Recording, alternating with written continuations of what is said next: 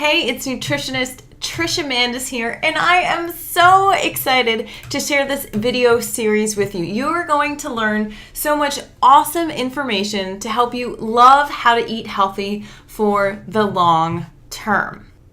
And why do you want to learn how to eat healthy? Well, we want to lose weight and get lean and strong and fit, not be skinny and kind of pissed off. We want to love our body. We want to feel strong. We want to love eating healthy and eat healthy every day and increase energy, reduce our chances of going on medications, and maybe even get off some. So that's what you're going to learn how to do and more about that information in this video series. Now, I wouldn't be sitting in front of you today if it weren't for a life-changing experience I had in Baltimore, Maryland in 2008. You see, at that time, I was a nutrition educator for underserved schools. I taught over 2,500 students how to eat fruits and vegetables, and for a lot of them, how to taste them for the very first time. Students learned that broccoli didn't actually come from the Chinese food store, but rather it grew in the ground. So I went to a conference for my job in Baltimore, and my life changed forever on that day because I learned for the very first time that severe heart disease was reversible, that type 2 diabetes was reversible, that it's actually possible for people to get off all other diabetes medication and not count carbohydrates while they're doing it. I also learned that weight loss was possible without counting calories, without measuring food, and without eating less. And the amazing thing that eating the same exact way made all of those results come true. And even more amazing is that it was all published in scientific journals. It was scientific evidence showing this. And the people presenting it were researchers and physicians who have been studying this for years. And I couldn't believe that I didn't know this before, and I was already a nutrition educator. So I was so excited. For one, I was a young woman in my 20s who had, in the last 1 to 2 years before that, gained 15 to 20 pounds. I was always a lean, athletic person, and then I broke my ankle skateboarding the day before my junior semester in college.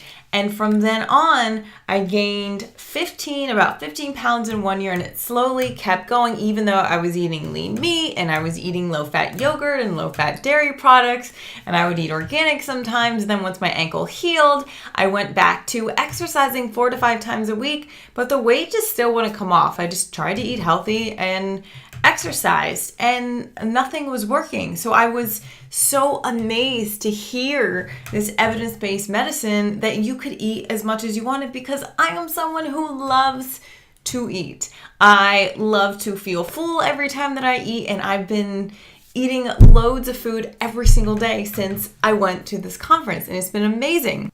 Although I may be younger than you, I'm sure there's a time in your life where you can recall a similar health challenge. Maybe it was with weight, or maybe it wasn't with weight. Maybe after you had a child, you had gained weight and it was really hard to get it off. Maybe you tried Weight Watchers and that would work for a little bit until you couldn't handle the small portion sizes anymore, and then the weight would come back, and then even more would come back. Or maybe you had gained weight slowly over time, and maybe you did some sort of diet to try and fit into a dress or for a certain event, and then after that, you went back to eating however you were, or not depriving yourself anyway, and then the weight came back on and even more. Or maybe you were diagnosed with cancer or something really unfortunate too. But although I'm younger than you, I'm sure you can relate to being in a challenging health situation where you wanted to better yourself and you were trying and you just weren't seeing the results that you wanted, but you also weren't experiencing the results in a way that you wanted either. Another reason I was really excited about learning this evidence and knowing it was possible to help people prevent pain and suffering from dietary related diseases was because I never got to know 2 of my grandparents. One of them died of a heart attack before I was 2 years old, my grandmother, and another grandfather died of congestive heart failure when I was really young. The one grandfather I did have the pleasure of knowing until middle school was in a wheelchair for the last 10 years of his life because of type 2 diabetes, and he had lost a leg. And I saw him have a stroke when I was a little girl, which was kind of a really scary thing to see the ambulance whip into your front yard to get your grandfather. So I know that there's so much unnecessary pain and suffering that could be prevented from people understanding this evidence-based information, and that it is possible for people to lose weight and get healthy and eat as much as they want every single day, as long as they're eating plant-based foods as the totality of their diet. So I'm really excited to share this information with you through this video series, because you have a right to know this information exists. It's really unfortunate that a lot of our physicians either don't know it exists, or they'll make an assumption that you won't implement eating this type of way because it is predominantly fruits and vegetables and very, very healthy. But it's not just fruits and vegetables where you feel deprived and hungry even no matter how much you eat. And I'll get to that more in video 2. You'll feel full and satiated. But people, whether it's our health authorities or physicians, will make assumptions about what you will or won't do, so they restrict information from you even though the evidence is actually there. Let me give you an example. I'm pulling this out from a paper that I wrote, but this was published in 1982 by the National Academy of Sciences Committee on Diet, Nutrition, and Cancer's report for diet, nutrition, and cancer. And they were talking about the fat recommendations they were making for the entire country. And this is a quote from the report, and they said an appropriate and practical target is to reduce the intake of fat from its present level, about approximately 40%, to 30%, where our guidelines are today, of total calories in the diet. Quote, the scientific evidence does not provide a strong basis for establishing fat intake at precisely 30% of total calories. Indeed, the data could be used to justify an even greater reduction. However, in the judgment of the committee, the suggested reduction is a moderate and practical target and likely to be beneficial. So even that early on, our health authorities were basing our diet and nutrition information and recommendations based on an assumption of what you would or wouldn't do. Now, I bet you're definitely not going to try and reduce your calories to more than 30% of fat if no one tells you that you should. And even if you get that information and you decide that, you know what, I'm not going to try it, that's not for me, no problem. Then you just don't use the information, but you have the right to know.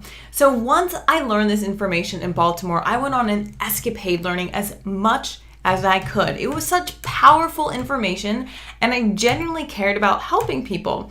So I went and learned with the top researchers and physicians. I went and got my Master's of Science in Public Health Nutrition so I could better understand and evaluate and teach the scientific evidence.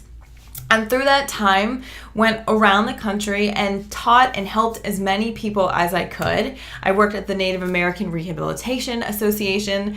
I helped Joel Smith, a Lutheran pastor, reverse his severe heart disease.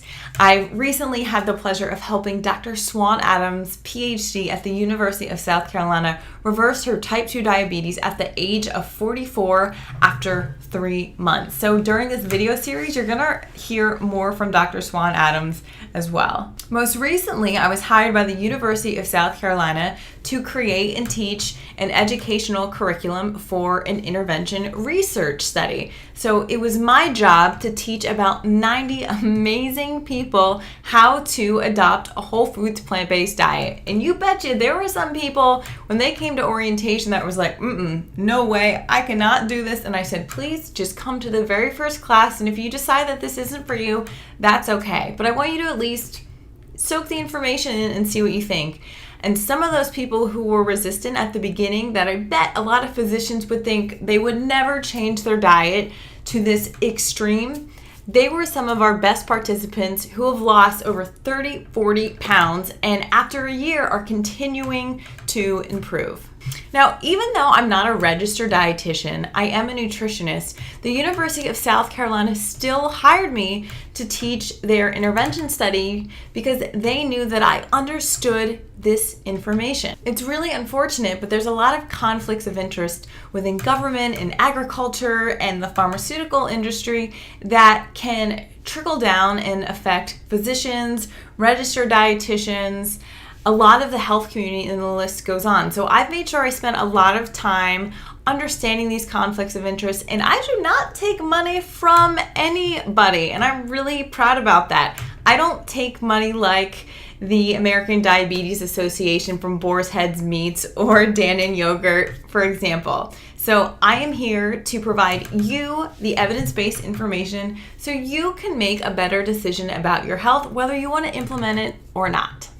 So right now, I want to share some of that evidence-based information with you. I'm going to give you a little mini lesson on the evidence. Severe heart disease is reversible. Not everyone knows that this is possible with diet and lifestyle changes, and they may be more profound than drugs and surgery. So this is a viable option, and I want you to know about it. So this is what severe heart disease reversal actually looks like. After 32 months of eating a low-fat, plant-based diet without cholesterol-lowering medication, you can see the plaque has naturally taken itself out of the artery, so blood can better now flow through the artery. That is what heart disease reversal looks like. So Dr. Dean Ornish did a 5-year intervention study looking at cardiac disease outcomes between two groups. There was an intervention group that was told to eat a low-fat, plant-based diet. They were also told to exercise daily and to practice stress management techniques every day. The control group, the group that the intervention group was being compared to, was told to follow their doctor's order. Whatever the doctor tells you to do, that's what I want you to do. So what happened? The intervention group reduced the frequency of their angina episodes, their chest pain, by 91% at 1 year and 72% at 5 years. The control group increased their chest pain by 186% at 1 year, and then at 5 years, they saw a 36% decrease, partly from the heart surgeries that they had. There were not heart surgeries in the intervention group. The intervention group saw their average percent diameter stenosis, otherwise known as a clogged upness, as I like to say, regress from 40% to 37.8% after 1 year. So again, heart disease reversal is what was going on there. And the regression, the reversal, was positively correlated with lifestyle change. So that means the more that they implemented the recommendations, the more they were adherent, the more likely they were to reverse their disease and get better results. So that means go for it 100%. You're more likely to have more beneficial effects happen. The control group saw a progression of their clogged upness, as I like to say. It increased from 42.7% to 46.1%. So by listening to what their doctor told them to do, drugs and surgery, their heart disease got worse. Weight loss without eating less. This is possible. This is my favorite part about eating this way. And I think it's the most powerful part because this is what can help people stick to the diet and get those results, because it's not about eating less. It's not about deprivation. You can fill up and feel satiated and full every single time that you eat.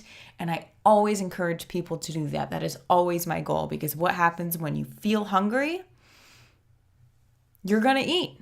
But what happens when you feel full and you're satiated? You stop eating. And when you stop eating, you stop consuming calories. So my goal is to fill you up on the largest quantity of food that has the least amount of calories in it, but is still the most satiating, the feeling of fullness. So that's the goal of anyone I work with. And then just making sure we have the right types of plant foods that are in there at the same time. So now we're going to take a look at my master's thesis. This is a review of plant-based nutrition intervention studies on heart disease, obesity, and diabetes. We're going to talk about weight right now. So here we have a whole foods plant-based diet, and there was a small amount of animal protein. I believe, and this is Dr. Ornish's work, that participants could have 1 cup of milk a day. And all the rest of these are vegan, meaning there is no animal products in the diet, or recommended to be in the diet, rather.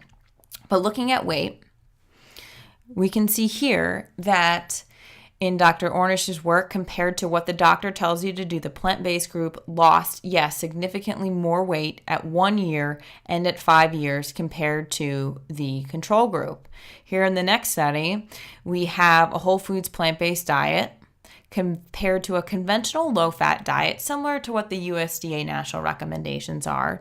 And in this study, the whole foods plant-based group lost significantly more weight compared to that eating a conventional low-fat diet, even though the plant-based group didn't have to restrict calories. Eat as much as you want. Just make sure you're eating the right foods that we tell you and the right ratios, and do your thing.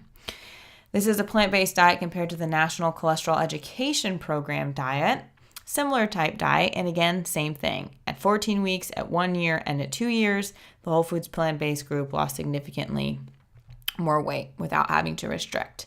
Here we have a whole foods plant-based diet, also encouraged to eat low glycemic as well, because they were looking at participants with type 2 diabetes. And the whole foods plant-based group did lose more weight at both 22 weeks and 72 weeks. However, it was not found to be significant. And the last two studies was a whole foods plant-based diet compared to a habitual diet. So the control group, they weren't told to change their diet. So it was the standard American diet. This was in a corporate setting. It was at Geico headquarters. And the plant-based group lost significantly more weight than those who weren't asked to change their diet. So, of 5 out of these 6 studies, the plant-based group lost significantly more weight than the control group. The doctor's orders, conventional low-fat diet, the National Cholesterol Education Program diet, and habitual diets. And they also lost more weight compared to the American Diabetes Association suggested diet. However, it was not significant. Another really cool finding from my thesis was the medication changes in the studies that did actually report them. So our first group right here, we have Dr. Ornish. So at 1 year, the plant-based group, none of these participants had to increase any of their medications. None of these participants were even on drugs, and they saw heart disease reversal. Of course, the ones that were listening to their doctor's advice, of course, they increased the drugs that they were on. At 5 years, again, the intervention participants, the plant-based diet group, did not have to increase their medication. No medication. The control group, yes, at 5 years did. This was compared to the conventional low-fat diet. In the intervention group, the plant-based group, yes, they did get to decrease the amount of medication that they were on. So more people got to come off of medication or reduce how much they were on. The control group, eating a conventional low-fat diet, nobody got to decrease. It wasn't reported in their follow-up. And this was compared to a plant-based diet, is our top row here, compared to the American Diabetes Association diet. And we can see here the plant-based group, 43% decreased their medication, while those following the ADA diet, only 26% decreased. You might be thinking right now, okay, there's no way this is going to work for me. Dr. Swan Adams thought this too when she came to me about helping her with her type 2 diabetes. She had a lot of weight to lose, but when she came to me, she wasn't concerned about the weight. And the reason is she had tried Weight Watchers for 20 years and would lose weight, but then gain it back and then gain it more. And every time she would do Weight Watchers, it was just a little bit harder to lose weight, and she always felt deprived.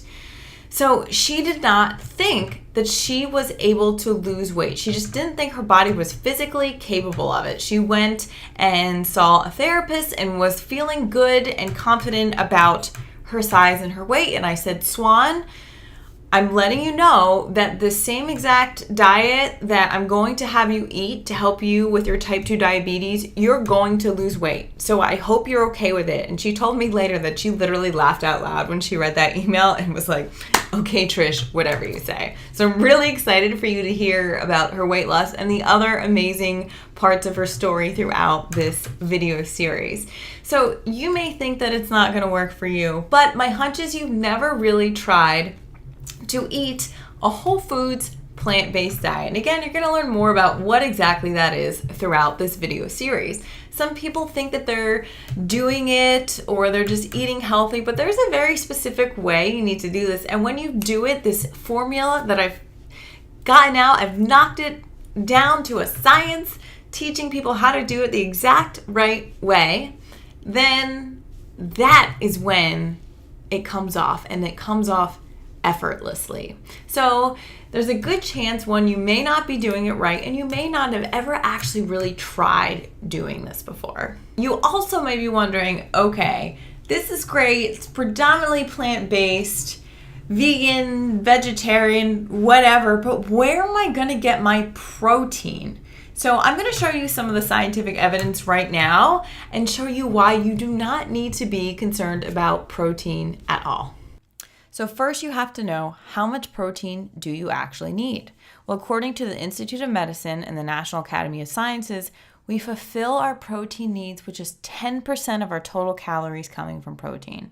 That's it. Only 10% of the food that you eat has to be coming from protein.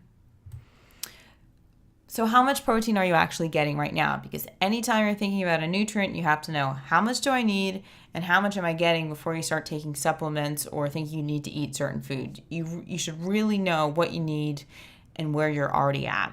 So this is data from the NHANES study, and it's looking at the percentage of protein coming from calories in Americans aged 2 to over 71. As you can see, we are all well over 10% of calories coming from protein.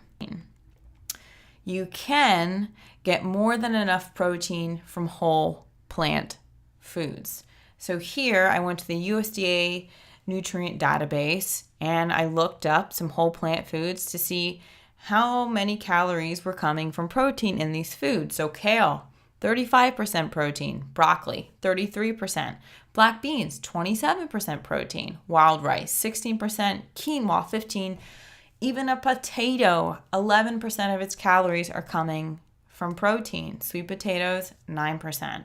So the Academy of Nutrition and Dietetics states in their position paper on vegetarian diets that a vegetarian diet can meet recommendations for protein and all macronutrients. This is the main point I want you to take from protein. Protein deficiency is not a problem in the United States, and this should not be one of your major concerns. As long as you're eating a variety of whole plant foods and you're eating enough calories, you will easily reach your protein needs. If you're only eating white rice for 7 months in a row, for example, and you're literally starving, then you can worry about protein and a host of other nutritional issues. So if you're not actually getting enough food to eat, then you may have to worry about protein, especially if it's going on for a prolonged period and you're only eating one type of food that just doesn't have enough protein in it. What you do need to be concerned about is the fact that United States and South Carolina is in a fiber and fruit and vegetable deficiency, not a protein deficiency.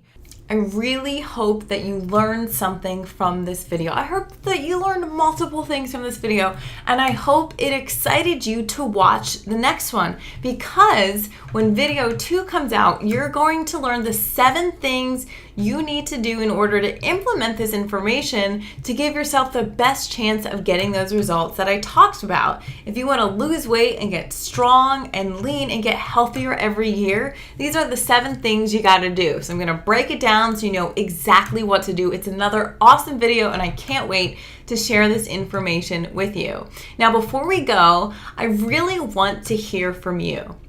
I want you to answer in the comment section below this video. Number 1, What was that health challenge that you experienced in your life? For me, it was when I had gained 15, 20 pounds. What happened to you? Or what happened to someone else you loved? Number 2, what is one new thing you learned from this video that gives you inspiration or hope? I want to know what gets you excited right now. Is there something, do you have maybe a new little maybe I can do this? If you have any of those positive thoughts from something new that you learned, I want to know what they are. And if you have anything else to add, please feel free to comment. I love to hear from you. I will comment back as well. Thank you so much for watching this video. Please email it and share it with your friends, especially if you think that they will get value out of this. It's not going to be up forever, so if you want someone else to see it, please share it. I'd really, really appreciate it. And I can't wait to see you in the comments below this video and back in a few days with video number 2.